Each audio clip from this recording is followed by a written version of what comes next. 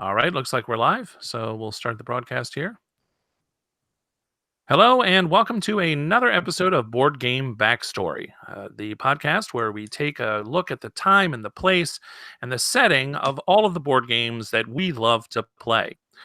Tonight, I'm very pleased to be joined once again by Justin Nordstrom, who has agreed to lend us his expertise as we take a look at the game Fort Sumter. So, Justin, thanks for joining us tonight and for lending us. Oh, God. So, Justin, thanks for joining us this evening and lending your expertise as we discuss this game and dive into its backstory. Great. Thanks for having me, Jeff. Not a problem at all. My pleasure as always. And so, you had reached out to me after we did our first episode together, which was about 1960, The Making of the President, which was a great amount of fun to record. And you had mentioned that you had started playing Fort Sumter, this secession crisis, 1860 to 1861. This is a game that was designed by Mark Herman, who's a very well-known, very well-respected designer, and published by GMT Games, who is, of course, one of the premier publishers of war games in particular, but also coin games and some Euro games and all different kinds of styles and niches that they've kind of branched out into. And this is a game that I had a little bit of experience with and was very curious to kind of see what your take was going to be about it. So I welcomed the opportunity to speak with you tonight about Fort Sumter. And I was just kind of curious, about what your experiences were in playing it, and if we could kind of maybe try to discuss kind of the merits of the games, and maybe also some of the things that some of the issues that I had a little bit. Spoiler: I had a few issues with the game myself as a player, and I think some of it has to do with this idea of the story of the game. The backstory, the history of the game. And so, Justin, you had kind of reached out to me about this game. When did you kind of become aware of it? When did you decide that it was something you wanted to check into? Well, we played it together, Jeff. We did not. Yes, when did we play this together? You and I played this game just after it came out. No, we didn't. This was at the WBC, and you weren't there last year, were you? Well, you might have played it before you played it with me, but you and I confused me with Jim. I think you've confused me with Jim. I did play it with Jim and with you. I did play with Jim and with you. He was much better. He was a much stronger opponent. I'm sure he probably was, but I still think your memory may be a little flawed here because I don't recall playing this game with you. But I will take your word for it because you are indeed my guest. Yeah, so thank you. Okay. So because I picked this up at WBC. You might have played it before we crossed paths, but yeah, I did play it with you. Apparently, it was really memorable. We'll just say that I won. Let's just go with that because you don't know any better. And I then played it with Jim, and I want to make sure we talk about this. I also have played it on the Android app. And about a week or so ago, it came out for Android. And so I want to make sure we get a chance to talk about that. In fact, just to sort of skip to the end here, I would say for any of your listeners that have an Android phone, it's selling for like $7. And it's one of those GMT Play Deck crossovers like they did with Twilight Struggle. And if you don't listen to anything else in this podcast, I hope you do. I hope you listen to the whole thing and like listen to it 5 times. But if you only listen to this, it's worth your $7 to play it and learn the game, if nothing else. Even though you and I both had some criticisms of the game, it's definitely worth checking out. And I want to make sure that's clear, before we get into anything else. It's definitely worth trying out, and the app is pretty good. So I played it with you and with Jim. So I played the board game version and I played the app. So you say. I have doubts about a lot of this because of having no memory of that game that we played together, and you could just be perhaps making that all up. I don't know. See, I don't even know what to think anymore, Justin. But anyway, so Fort Sumter. I mean, what drew me to the game? I'll answer my own question. Thank you very much. What drew me to the game was the theme. Okay, because I've recently, really ever since I watched Ken Burns's series on the Civil War, I really kind of became very interested in that time period. Up until then, I had a kind of a cursory sort of a knowledge of it, and it wasn't something that I had really spent a lot of time studying. But after watching that show, which was, if you've never seen that Oh, of course, yeah. series, it's amazing. Okay. Yeah. And I saw, oh, okay, this is I'd kind of played For the People once. It's an extremely complex game, but really a very rich, deep, rewarding game. And this was kind of set in the Civil War. It was GMT. It was Mark Herman, who I knew, and I was just like, okay, I totally got to get this, because it looked a little bit like what is it, 13 Days, the Cuban Missile Crisis. Yeah. Yeah, so this game sort of does for the people what 13 Days does for Twilight Struggle, which is to present a kind of more compact version of a smaller piece of that overall puzzle, and is playable in under an hour and so forth. So it preserves some of the same mechanics, but is much quicker. And thematically, at least, it takes one small part of the broader struggle for civil war and secession, or one small part of the Cold War, and distills it down into a playable game, and a filler, essentially, a super filler game. No, I would definitely agree with that. It is certainly a super filler kind of a game, because there's lots of good sort of meaty decisions to be made. There's difficult choices. And I think one of the things that I want to kind of pull at as we go through this is the idea that when I looked at Twilight Struggle, not Twilight Struggle, 13 Days. 13 Days encompasses the Cuban Missile Crisis, right? Right. But it encompasses, at least in my mind, as a player and as a fan of history, though not a historian like you, it encompasses all of the Cuban Missile Crisis. Whereas this game is supposed to be about Fort Sumter and about the sort of beginnings of the war, and very abstractly, in a lot of ways, looking at different kinds of areas like armaments and popular support and all of these different kinds of things. But it doesn't really sort of course, encompass the entire war. Even the name alone tells you that no, this is not supposed to be the whole war. Sure. This is just kind of the beginnings of the war. And of course, Fort Sumter is a famous kind of often mentioned starting point of the Civil War. And so I was kind of expecting that sort of feel, that it would kind of give me a feel of totality.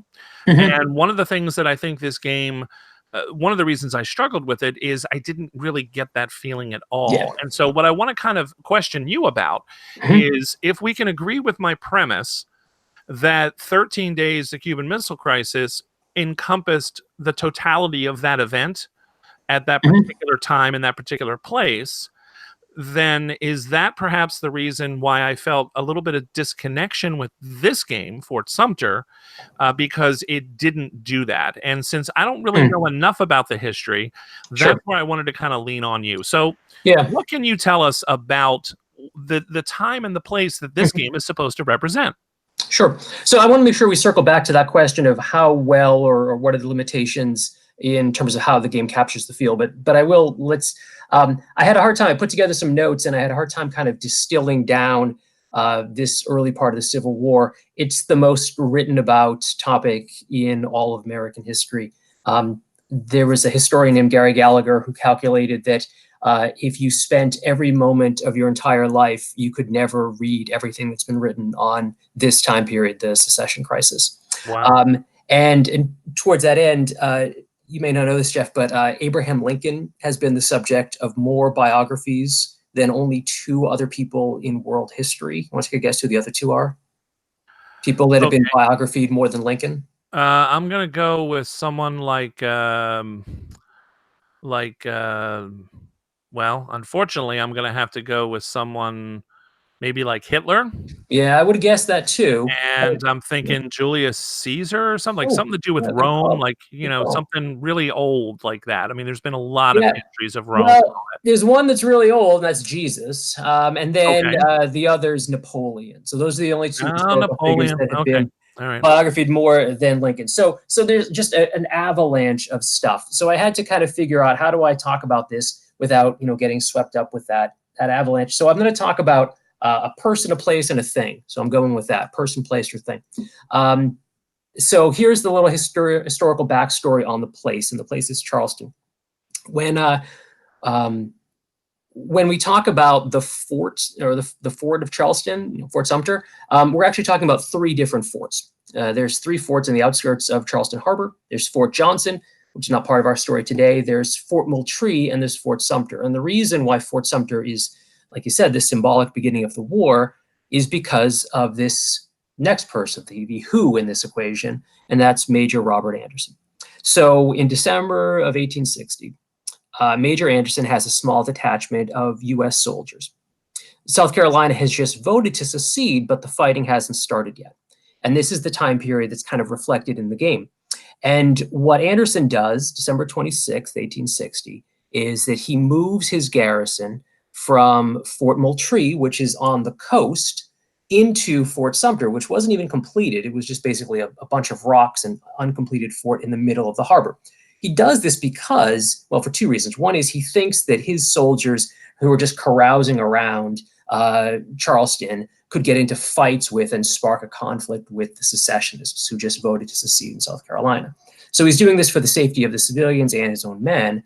But he's also doing this, more importantly, as an act of defiance. And you might think to yourself, well, what does it really matter, moving from one fort to another? Why is it such a big deal? Well, this sort of galvanized the country because Anderson did something defiant.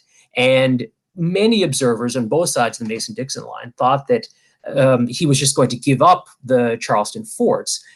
They thought this because that had already happened. The other parts of the game, the federal garrison space, the places in, say, like Texas, or the space in the fort down in Florida, Fort Pickens, those had already been given up. In many cases, like the entire U.S. Mint in New Orleans was handed over with, thousands upon thousands of dollars in gold bullion, just given over to the Confederacy without a shot being fired.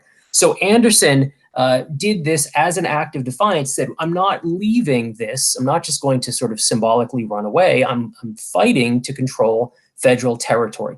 And this is good news for the Union cause, but it presents a problem for the man that I think is the worst president in U.S. history, James Buchanan, Okay. from right here in Pennsylvania. James Buchanan is the worst president in American history, I think, and other historians think, because he just allows the Fort Sumter crisis to happen. He sort of puts his head in the sand and is just marking the hours before he can leave office, and can't wait for his successor, Abraham Lincoln, to take over this whole mess. He just wants ignominy, really. He just wants to be, forgotten by history, which he sort of has been. So that's the who and the what. Charleston Harbor and the movement from one fort to another as the symbolic beginnings of this secession crisis.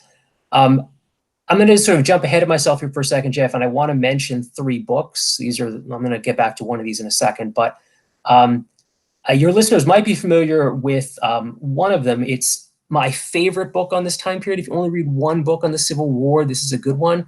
It's the book 1861 by Adam Goodhart. It's focusing on Fort Sumter, but it also takes place in other locations you don't expect. Like, it talks about California and a failed plot based on Alcatraz Island in San Francisco to make California an independent republic. Forget North, forget South. We're going to go our own way. It talks about St. Louis and the conflict between native-born and German immigrants in 1861. There's all sorts of different places that don't normally get covered in Civil War discussions. So that's a good one. The other one, the sort of classic work, multi-volume work of history, is by Bruce Catton. There's a three-part series that he has, beginning with The Coming Fury. And then my sort of dark horse pick for Civil War books, of which there are just an ocean of them, is Underground Airlines by Ben Winters. This is a fantastic book because it imagines, like you imagine from the title, that the institution of slavery has persisted into the 21st century. So much so that we're not talking about an underground railroad like we would in the 1800s. There's now underground airlines.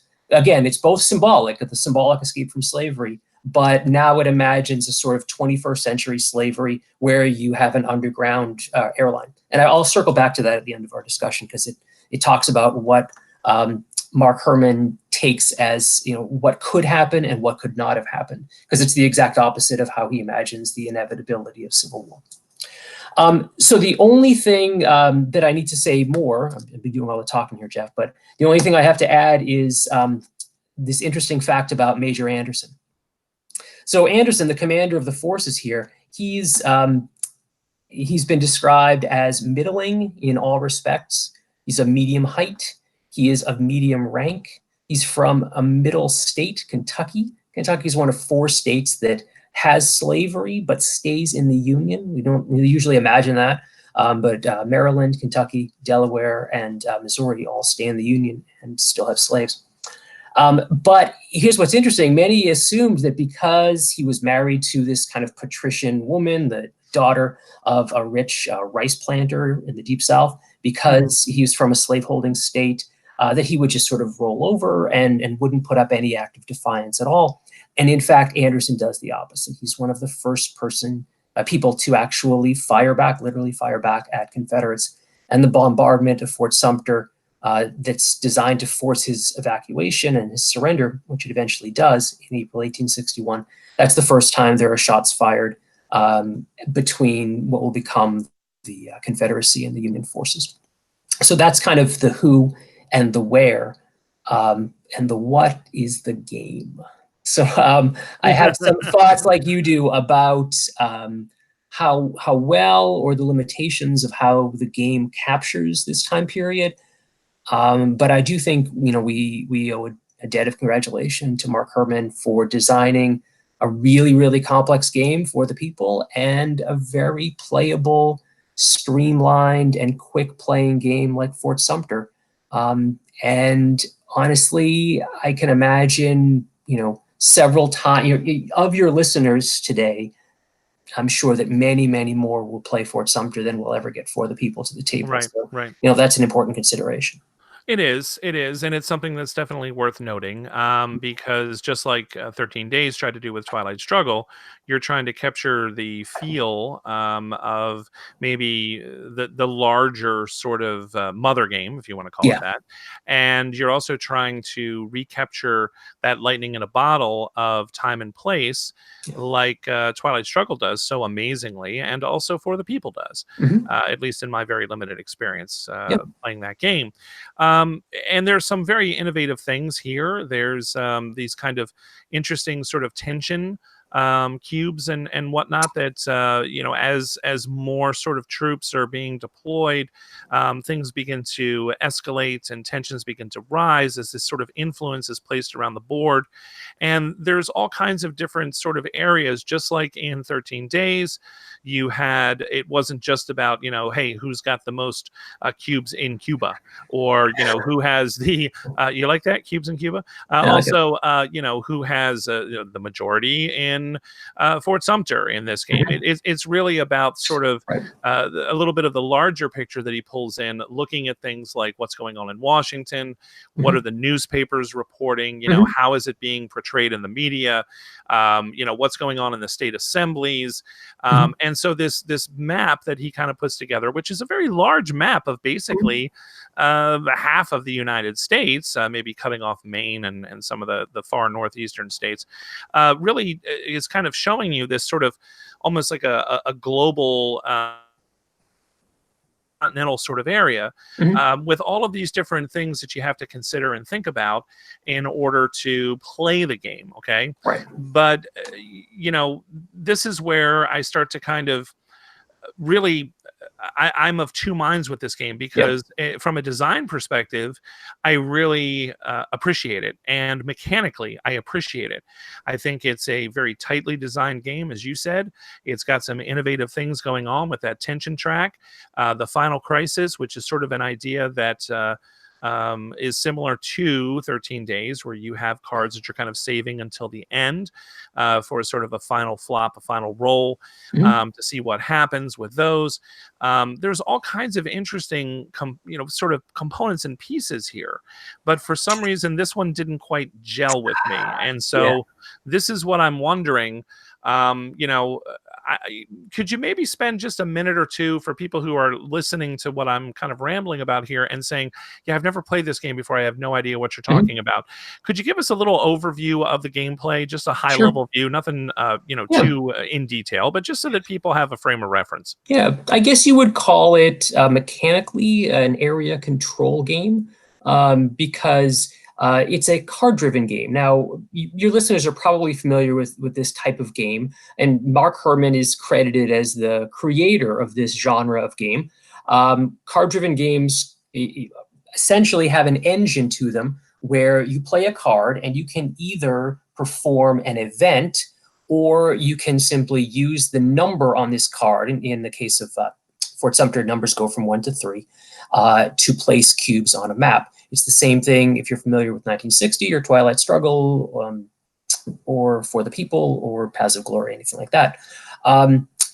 Like most of these games, the cards fall into one of 3 categories. The events on the card can be used either by both players or only by one side. There's 2 things about this game that I think were important design decisions, and you hinted at them. One was that in some of these card-driven games, a big part of the strategy is, what do you do when you're holding your opponent's event? And in many of them, like Twilight Struggle, your opponent's event can trigger on your turn. So part of the strategy is, how do you mitigate the negative effects of helping your opponent on your own turn?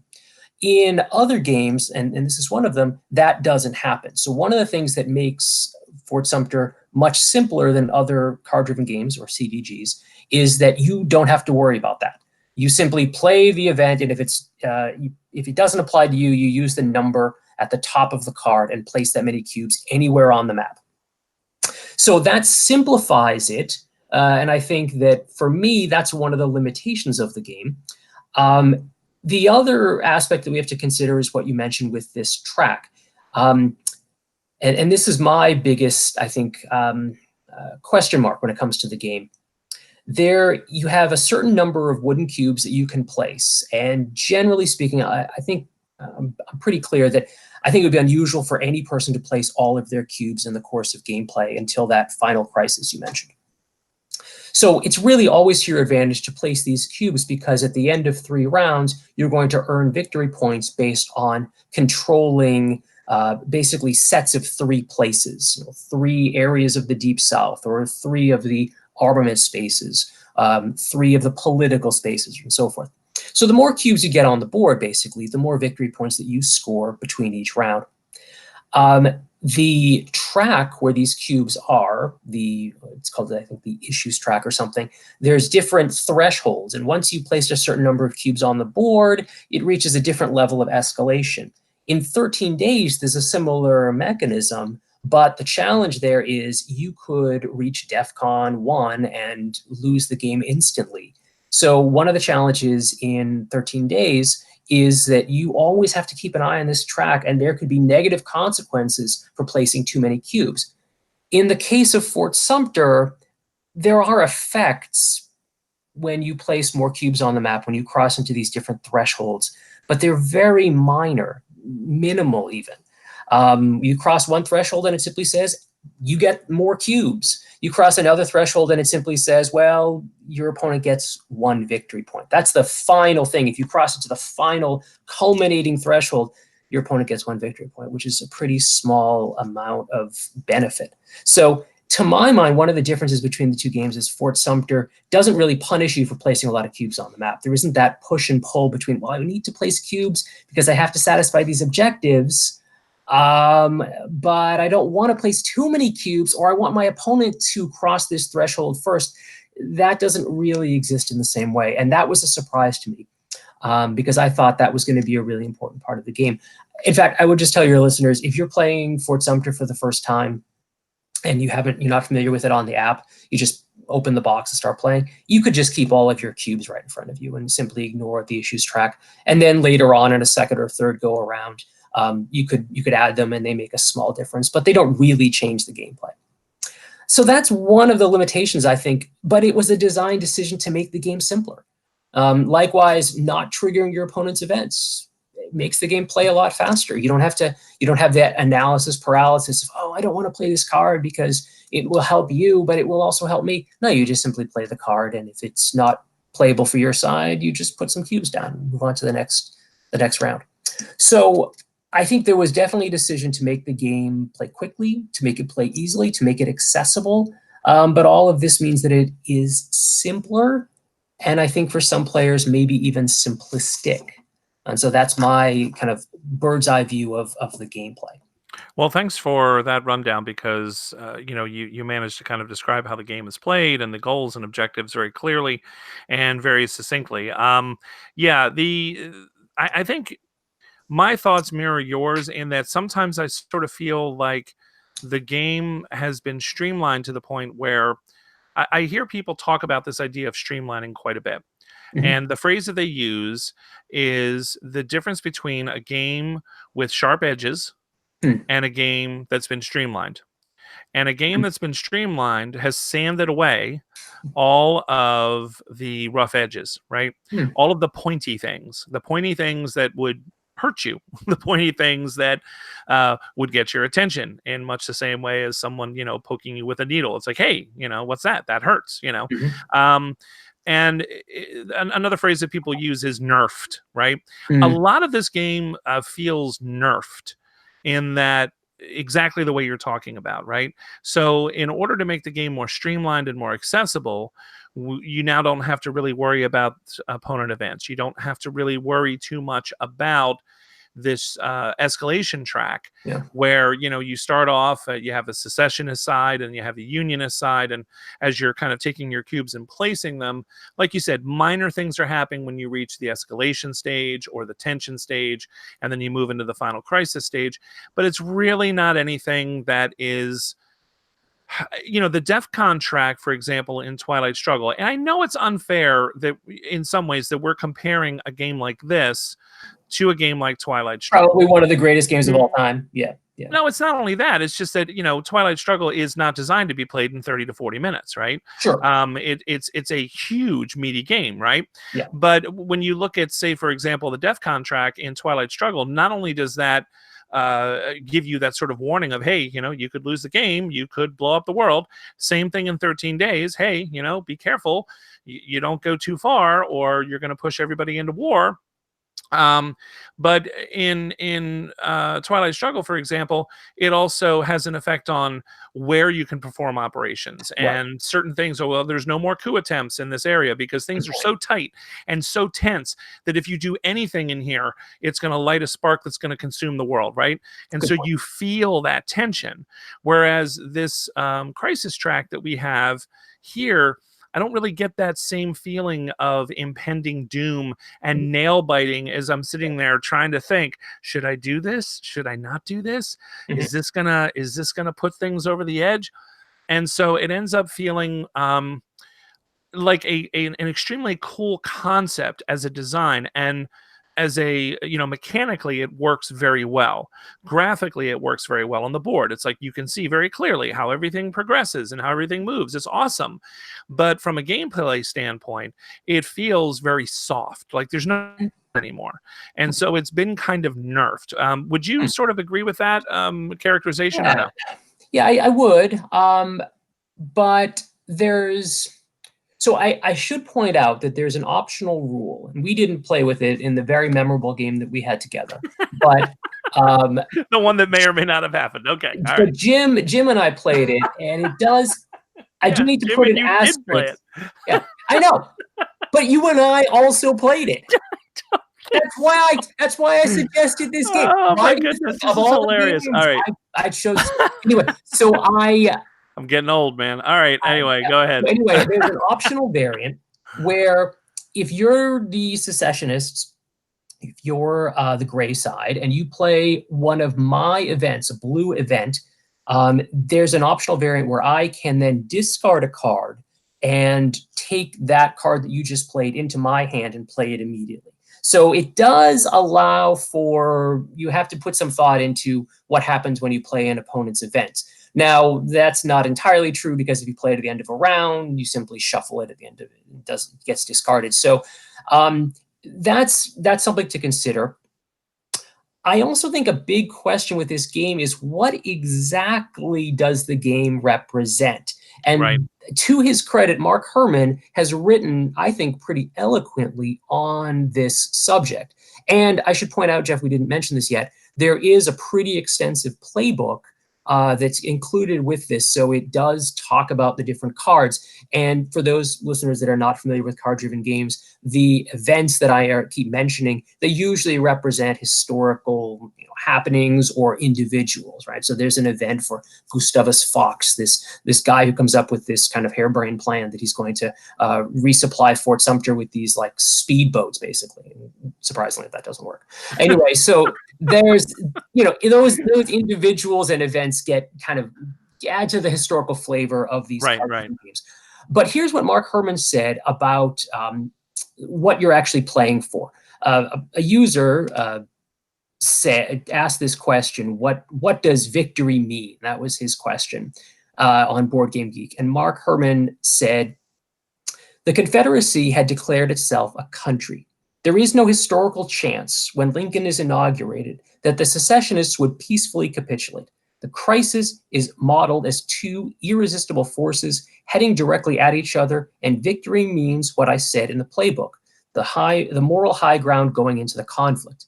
And so another BGG user, J.R. Tracy, kudos to you, J.R., says, I see a Union victory as helping Lincoln maintain the domestic support he needed to aggressively prosecute the war and win the election of 1864. A secessionist win in turn translates into a weaker Northern conviction going into the war, possibly leading to a compromised peace short of reunification. And Herman responds, A+, go to the head of the class. He basically says that's exactly it. So what does that mean then? What are you playing for? You're not playing to win the Civil War. No one's saying that. You're not playing even to avoid the Civil War. No one's saying that. You're playing for a very abstract idea of political will, strategic will to prosecute the Civil War. It almost makes this game feel like the prequel to For the People, which some people have suggested it very well could be. You could combine the two games. I think as a historian, I think this is fascinating. As a game player, I don't know. I feel like it makes it less definitive. I've won or I've lost. So what happens? But here's where I differ with Mark Herman. So Herman, anytime you reimagine the past, whether it's a movie or a novel, historical fiction, or designing a game, you have to think what could be different and what could never have happened. And Herman is pretty blunt in saying the Civil War, by the time of Lincoln's election, was inevitable. Not just secession, but a shooting war was inevitable. I think that's not at all definitive. There had been, going all the way back to the 1700s, a whole variety of potentials involving reunification. So Jeff, I'm going to put on my historian's hat. I'm going to read you a scenario, and you tell me what this sounds like. Here we go. Okay. So a convention was called in the 1800s to discuss sectional differences with the possible, indeed likely result of advocating disunion and secession. Delegates saw numerous tensions between North and South with differing views on economics and commerce. They looked favorably on Great Britain and saw trade with Europe as a means of securing peace and avoiding ongoing warfare here in America. Ultimately, this convention resulted in significant political legacies and reshaped politics for decades to come. I kind of wrote a textbook definition of something. That could be Fort Sumter. Do you know what else it could be? It could be the Hartford Convention of 1814, when a group of New England states had a secret meeting, and they decided, you know what, the War of 1812 is hurting our bottom line. We should dissolve the Union and create a separate peace with Great Britain. So this is northern states in the early 1800s opting to at least consider secession. Of course, that doesn't work. The Hartford Convention is the reason why we no longer have a Federalist Party. If you've ever wondered why the party of George Washington and John Adams isn't around anymore, it's this thing you've never heard of called the Hartford Convention. But it shows us that that crisis of potential disunion did not lead to war and 620,000 American deaths. Likewise, in the 1830s, when South Carolina tried to secede over the tariff issue, that did not lead to disunion. The Treaty of Guadalupe Hidalgo that ended war with Mexico in 1848, that didn't lead to disunion. The Kansas-Nebraska Act created the Republican Party and potentially put the nation on the road to political disagreement, but did not immediately lead to disunion. The Missouri Compromise of 1820 did not immediately lead to disunion. In fact, as the crisis is playing out that Mark Herman's describing in this game, there was something called the Crittenden Compromise, where a political leader came up with a list of 6 constitutional amendments, all of them huge giveaways to slave owners, in order to essentially bribe Southerners to call off secessionism. And it really is an open question as to whether that could have worked. Herman says that could never happen, but I don't see why this crisis, the election of a Republican president, would necessarily involve civil war when none of the other ones did. And this gets back to that book, Underground Airlines by Ben Winters. The premise of Winters' book is that Lincoln is assassinated not after the Civil War, but right before it, as he's making his way towards Washington from Springfield after his election. And this, by the way, almost happens in Maryland. The Pinkertons have to usher Lincoln in the middle of the night through a mob in Baltimore that want to kill him. And Winters imagines that Lincoln was assassinated, and this brings the nation together and means that secession stops in its tracks. So his starting principle is the reverse of Mark Herman's. He says that the Civil War was not an inevitability, but what Winters does is he imagines, okay, what's the logical consequence here? If we had enacted the Crittenden Compromises, if we had kept this house divided together, well, we would potentially still have slavery today. And he talks about what a 21st century system of slavery would look like. So it's a fascinating kind of counter argument to Mark Herman's. And I think that it means that the gameplay here in Fort Sumter feels a little bit slippery. Like, what am I really playing for here? And I feel like it feels both scripted, but also kind of unsatisfying. So I know that was a long-winded way of answering your question, but I think it's fascinating to examine what this. I mean, Mark Herman's a masterful game designer. So what are the presumptions that he takes as a given when he designs a game? And I guess I would challenge some of those. Well, thanks for that perspective and for all of those examples, because those historical examples, as you said, I didn't know about half of those. So, it's a very interesting argument that you're making there about the inevitability of secession war. I also agree with you about Mark Herman's merits as a designer. I think that's unquestioned. But I sort of, to kind of get back to what you were talking about, which is sort of my central difficulty with the game, is it's that very much that feeling of who am I in this game? Like what am I supposed to be representing? Am I representing forces that are trying to keep the Union together, forces trying to tear it apart? Am I working towards peace? Am I working to agitate? What exactly, who am I and what is my goal here? Because as you said, the game does not end at the end of the time period where it is set. It ends at sort of this sort of hazy time at what ends up becoming sort of historically the beginnings of the shooting, fighting of the Civil War, right? But that notion of who am I in the game and what am I supposed to represent is something that I find leaves me feeling I forget the term you just used, but you said it was either something or unsatisfying. And to me, it left me with a very unsatisfied feeling. I really like that word because I would win the game, but not really understand what had been won, right? Which you have talked about already, so I don't really think we need to go over that ground again. And the people who posted questions to Mark Herman directly, and kudos to him for answering directly. Yes. That's already been gone over as well. So, there are levels of abstraction in games. Let me give you an example of what I'm talking about. So, I had a very fascinating early Longview episode with Martin Gray Griffiths talking about Tigris and Euphrates. Mhm. And his central argument was that was an extremely thematic game.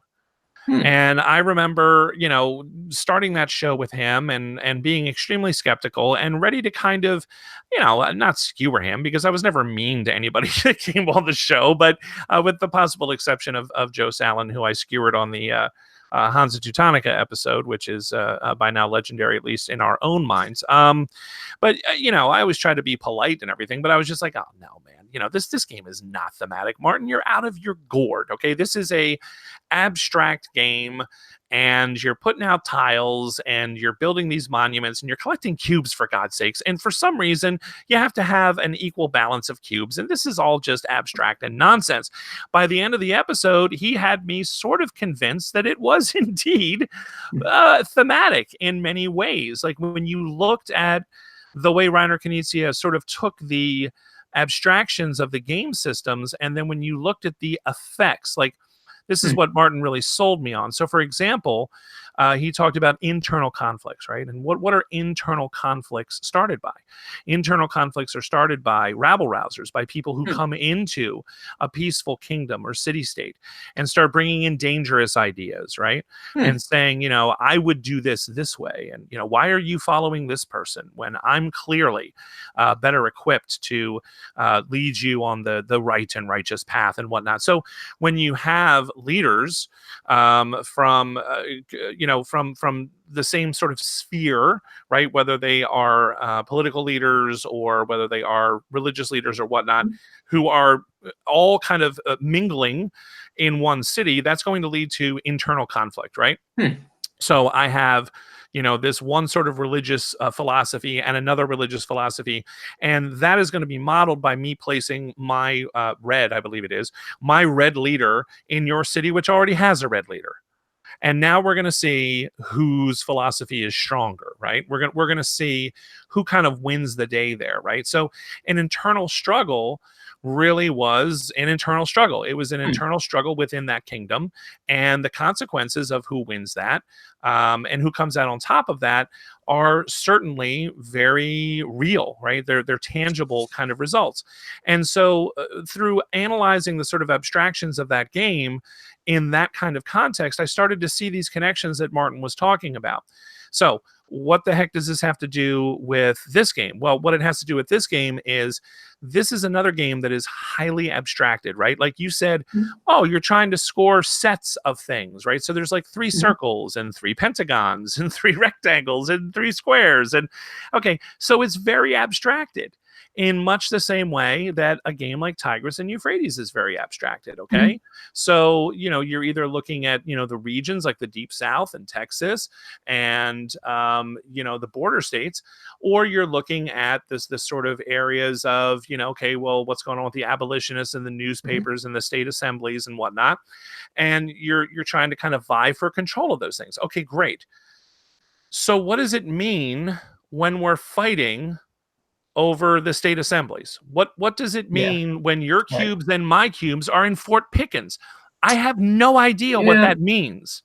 I don't understand that. So I think it's supposed to represent different influence. It's no different than saying what happens when you put a blue cube in Algeria in Twilight Struggle and I put a red one there. Well, if I'm the Soviets, that means I'm probably spreading propaganda, or I'm trying to get pro-Soviet officials elected, or I'm stuffing the ballot box and trying to get your supported candidate out of office. Or, I don't mind that so much. I think it's unusual, though, that like this at the beginning of the game state is no cubes on the board, which is to suggest that Southerners have just as much influence over the abolitionists or Northern state houses as the Unionist player does. But I think it's kind of strange. But again, like I'm okay with that amount of abstraction. And unlike Tigris and Euphrates, the event cards do represent, Frederick Douglass and, absolutely William Lloyd Garrison and Major Anderson, historical figures in the 1800s. So there is that level of thematic attachment. But I did kind of feel like this sounds like a vague criticism, but at some points I feel like I'm just moving cubes around the board. Like I don't feel like because I could play the Major Anderson card for either side and just stick 3 cubes in, Northern State Houses or something that's not even connected to that person. Not at all. And Yeah, not so, at all. yeah, so and so the fact that I'm very, and the events, unlike Twilight Struggle, are kind of underpowered. So usually it's like you can either place 2 cubes anywhere or add or remove a combination of 3 cubes in this one specific type of space. Right. It's Like Fort not a, Pickens. Yeah. yeah, so it's there, the theme is there, but it seems like, there was definitely a decision made through play testing that we have to make this shorter and less thinky. Right. Right. But So but I want to hit you with the big question here, okay? yeah. Because this is the sort of central premise of Board Game Backstory. The central premise is, if you dig deep enough into the time and the place of where a game is set, Mhm. whether it's a fantasy setting like War of the Ring, okay, Sure. or whether it is a classic, Euro point salad game like Bora Bora, okay, which Mhm. I've already covered. There are games out there that are given sort of this lovely little acronym, JACE, right? So just another soulless euro, right? And people have used that term to describe many games that have been put out. Okay, I myself have used the term. Okay, Mhm. and what I'm wondering is, okay, so Hansa Teutonica is a game that I would describe as just another soulless euro. You are literally putting cubes on tracks, then removing those cubes, and then building those tracks of cubes again, and then removing them and building them again. Right. And I have absolutely no connection to the time and the place of the Hanseatic League, and no real idea, and people, oh, well, you're building a trade route, and then what? Destroying it? Does it get nuked? Like, why does it disappear? And why do I have to build it all over again? Oh, that's the competition of the market. No, really, it's not. It's a bunch of really clever, well-designed mechanisms that Mhm. runs that game like a well-oiled machine. But I am disconnected from the Mhm. time and the place that I'm supposed to be connected with. So what I'm kind of curious about is, this game was one of the first sort of, I don't want to call it a war game, but a game with a historical setting that to me was just another soulless euro. Hmm. In Yeah, I that don't know I if I I'd go really that far. didn't Yeah. feel well, like I said, I'm trying to be Mhm. provocative here, Right. okay? Because what I'm trying to drive at is the disconnect that I feel as a gamer, and it could just be me, that's fine, Mhm. between what I'm doing in this game, what the game represents, who I'm supposed to be, the time, the place. The disconnect to me as a player was so strong Right. that I really did feel like you just said a few minutes ago, I'm just pushing cubes around a board. Mhm. That's how I felt. Yeah. And so to me, what I'm trying to dig at here is that because there's a disconnect between the setting that the author of this game is trying to present to me Mhm. and the gameplay itself, in Mhm. the same way that I feel disconnected in Hansa Teutonica.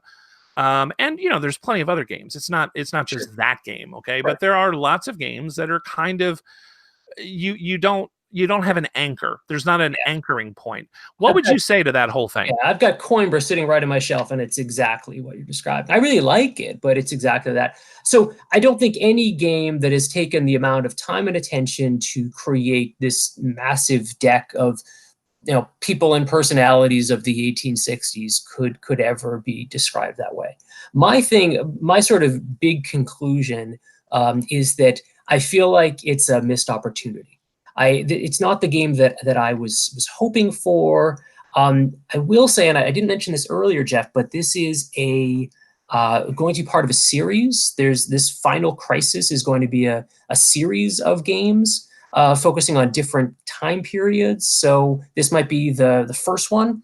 Um, I Here's what I will say about it. I think one challenge that Mark Herman specifically, but all designers of modern war games try to do is, how do you balance the political will of a society that is embarking on war, and in Washington's War. That's another game we played together, but you might not remember. Oh, I remember that one. He represents the political will by having this essentially kind of like a mini game where there's political control markers, but if your markers are ever surrounded by other markers or military figures, they can disappear suddenly. So that's how he tries to represent it. In For the People, there's just a calculation of strategic will. Right. So of course in the coin games is a whole other way of representing that. So I saw this as kind of like how you described it before, kind of like a war game. Like, what happens if you have a war game, but you just get rid of all the armies? Like that's what I think was trying to be accomplished here. If you only focus on political debates and the kind of mobilization of strategic will, what would a game look like if you did that, but only that? And I think for that reason, it tries to be really innovative, but to me, it falls short. So I don't see it as just another soulless Euro, but I do see it as a game that is ambitious, but maybe it just doesn't make a good fit for me. That's kind of my take on it. Yeah, I mean, I certainly agree with you that there was a lot of love and care put into, making the cards, designing the cards and the events and whatnot. But because, again, it just, I don't feel the pull, the connection between the cards and what's happening on the map. Sure. Because so many of the times I'm just discarding the card for its ops value. And just placing some cubes on a board. Right. All because, I'm worried about this round is going to end and I don't have enough cubes in the circle spaces in order to win them for this round. And so that to me kind of, I never really felt that in other games of this type. And so that's where that sort of disconnect sort of became very apparent for me. Right. And, certainly just something that I really that nagged at me and picked at me, and made it so that it was something that ultimately I just decided it just wasn't the game for me. And so I agree with you that this is kind of perhaps, in my view as well, a bit of a missed opportunity, right? Because it is fascinating, but I think that there have been games that have done this. You said, well, what would it be like if you took a game and it was just all about political will? And it was all about what was going on in society at the time. Well, I would argue that a game like Freedom the Underground Railroad did that much better than this. Okay, so full disclosure, I have not played that game, but I was just about to ask you. So same time period, also uses a lot of cards. It's cooperative. So I think we need to kind of put an asterisk next to this comparison. This might be a little bit of like, maybe not apples and oranges, but maybe like, okay, golden delicious and red delicious apples. But what about a mutsu? How about a mutsu? Come on. Mutsu apple. I mean, so how do you think, do you find one more comparative? And if you could imagine, if you can imagine somehow we could equalize the cooperative versus competitive element, because I think that changes the feeling of it. But how do you think the two compare? Well, I think that the two compare, in the ways that I've already kind of hinted at, right? Like in Freedom the Underground Railroad, everything is extremely tightly knit together, right? The connection between the cards that you're playing, the funds that you're trying to raise in order to be able to continue the work of the abolitionist movement, trying to help escaped slaves reach freedom, knowing sometimes that you're going to fail, or you may even, God forbid, have to sacrifice some so that others, more can get away, and all of these things. It's just, it's extremely connected, right?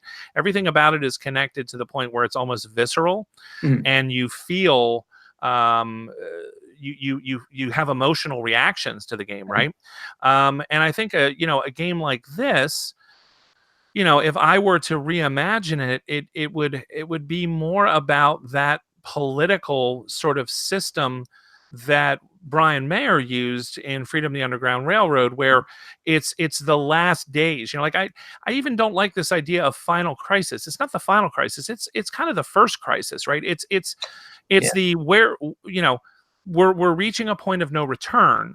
This Mhm. is the first crisis, and depending on how this is resolved, right? So, if the stated objective is this idea of, well, whichever side wins is going to be more successful at mustering the popular support and political will in order to prosecute the war, then why not have it framed in that manner? Like, have it more about the idea of almost like a founding fathers kind of a thing, Yeah. where there is a debate. It is political, and it is propaganda, and it is who's doing what behind the scenes to gear up for war and arm for war. I mean, Germany before World War II, my God, I mean, it was clear to anybody who was looking, except people who just really didn't want to see it, that Germany was making an enormous military machine, and they weren't doing it just for giggles. Okay. So, that could be a whole nother aspect, this armaments aspect, Sure. who's, calling up troops and training, who's forging the cannons, who's Mhm. ordering the guns. It's like, Right. all of those things could have been more cohesive sort of elements that would have been, I think, perhaps a better Right. representation that would have allowed me to connect with the theme better, right? Mhm. I agree. As opposed to what I'm looking at and the way this thing plays out. Now, Sure. I'm not a designer. I don't have a single published game. So, Mhm. perhaps these are all things that Mark Herman and other people have already thought of. But since you brought that up, Mhm. I instantly thought of Freedom the Underground Right. Railroad as kind of the exemplar of, what I'm thinking. And to me, it's kind of irrelevant whether it's cooperative or competitive. You Mhm. can Really? disagree with me on that, but it's kind of the thing of, how does the game connect you to what's going on? Okay. Freedom the Underground Railroad, full marks, right? A plus. This one, no, I didn't feel it. I didn't get it. It was very much just kind of like this idea of putting things down onto a board, cubes, and hoping to have my majorities in those Mhm. shapes by the end of the round. It just Right. didn't work for me. Okay. No, I have to sort of, plead ignorance on the comparison part. But I was Mhm. actually going to ask you to maybe make a comparison with the coin games, which also talk about, kind of prosecuting the political will or different, represent political debates in different ways and run the gambit in terms of, like this proposed series is going to try to do, run the gambit in terms of different time periods and places. So how do you think it compares to those? Well, the coin games are mostly about asymmetry, and the coin games are mostly about the fact that a lot of conflicts in history, and in particular modern conflicts, are between groups of people who are nowhere near evenly matched. Mhm. Okay. And how do you struggle? How do you fight when you are hopelessly outmanned, outgunned, right? How do you keep support, get support from the populace, right?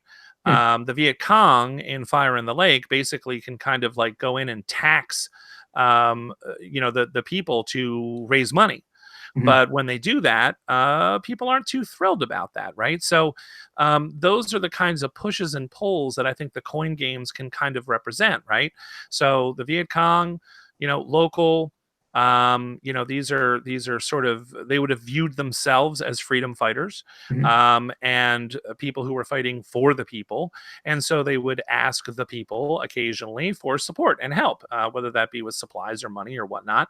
But of course, whenever you're talking about people who are in a war torn or impoverished part of the world, that's a big ask, right? That's something that they're not always going to look at very favorably. And the Viet Cong, did not always ask nicely. Let's put it that Mhm. way. And so, that develops into resentment and tension. So, one of the things you need to do as that faction is you need to have a supply of funds so that you can prosecute the conflict that you're trying to do, which is an insurgency guerrilla kind of style conflict. But at the same time, if you lose your popular support, you're going to have problems and it's going to Right. be unsustainable, right?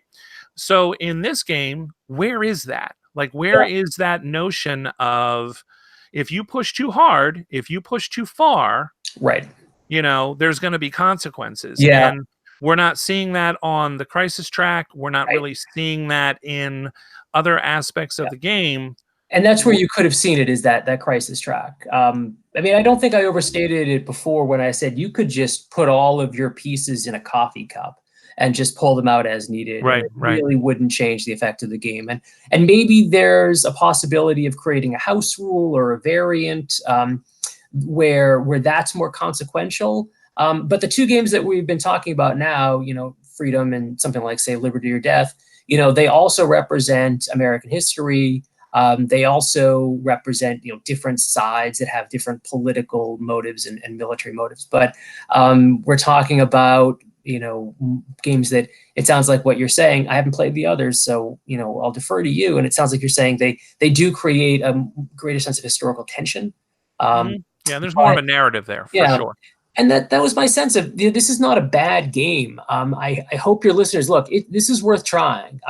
Buy the app, borrow it if you don't want to buy it. It's inexpensive. It plays in like 40 minutes, maybe less if you really know the rules. I mean, so there's a lot to recommend about this game. But it had its limitations as well. So, Right. Yeah, I it's think you have definitely to one you keep should your try. eyes open. Yeah, no, I Yeah. think you're right. I think if you go in with your eyes open, and so much Yep. of what, listen, to be honest too, and to be fair to Mark Herman, so much of gaming when you play a new game is based upon your expectations, right? Mhm. Right. So people who expected Scythe to be this great miniatures war game, Yeah. this 4X game, Right. were bitterly disappointed. Those who weren't expecting that, who weren't looking for that, were like, this is pretty cool. I like this game, right?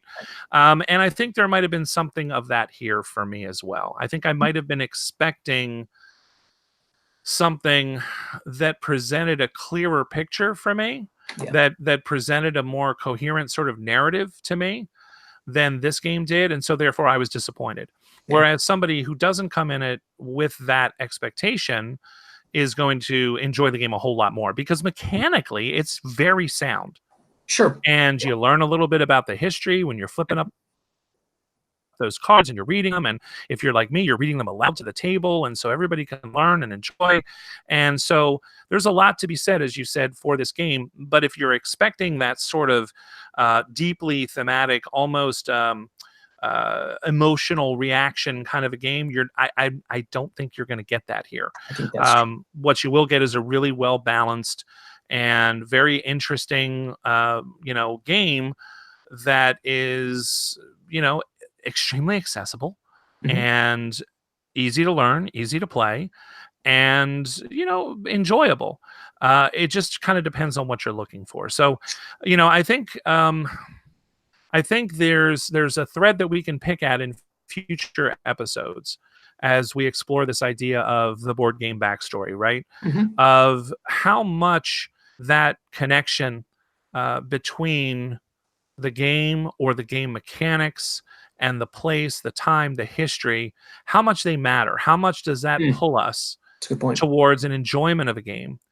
Does it simply just is it simply Chrome that Mhm. adds, or is it something deeper than that? Is it something Right.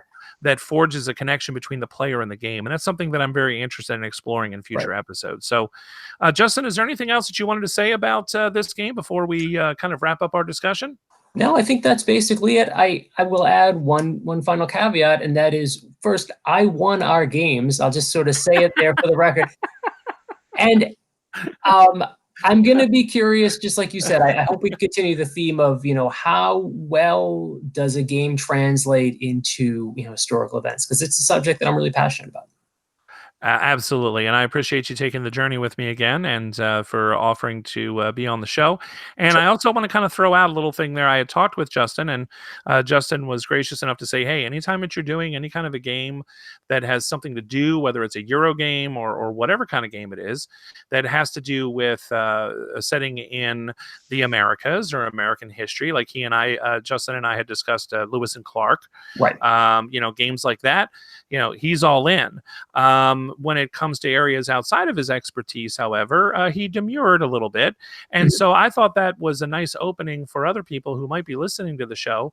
If you don't have to be a historian, a licensed and bonded historian, but if you are a person who has a passion for a particular time and place in history that you know an awful lot about, and you have run across some games that you feel that your knowledge of the backstory of that game increased your understanding of the game, enjoyment of the game, feel free to reach out.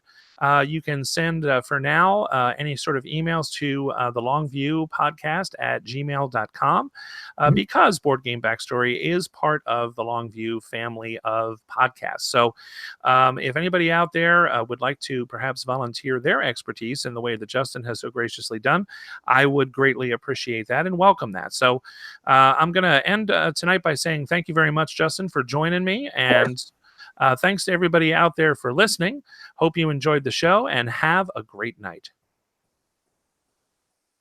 Bloop. I'm going to hit stop broadcast here.